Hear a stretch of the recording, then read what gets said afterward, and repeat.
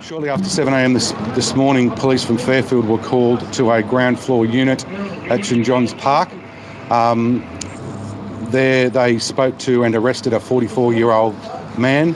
That man is in a hospital at the moment being treated for injuries. A crime scene has been established at that unit. At this stage, we have 3 deceased persons inside the unit, 2 men and a woman. We are conducting our inquiries as to what took place.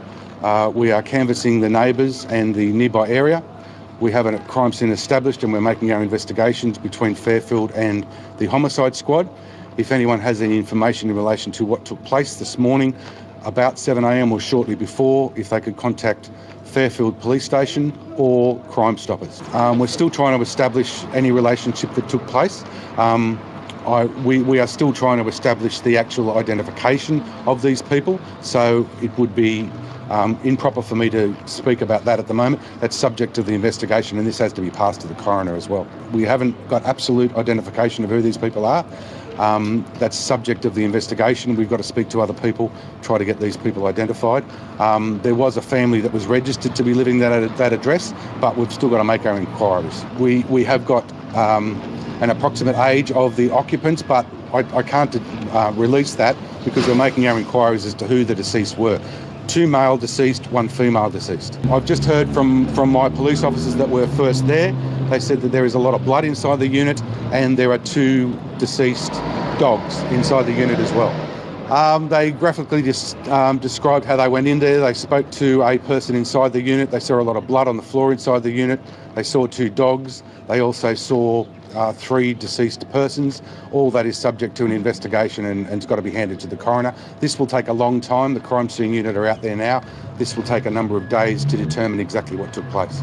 The police got there, they arrested a man, and then they went through the discovery of these 3 bodies, unfortunately. Has a murder weapon been found? No. We're still making our inquiries in relation to that, and as I say, crime scene unit are down there, so that's all subject to the investigation. I haven't heard as to the cause of what's occurred. The people were not known to us. There is no history to that address. We've got to canvass the neighbours and the nearby area, and once again, I'm asking for any members of the public that may have information to please contact us. They were found in the main bedroom of the unit. The three bodies. All in bed? 2 were on the bed and 1 was on the floor beside the bed. I'm very shocked about this.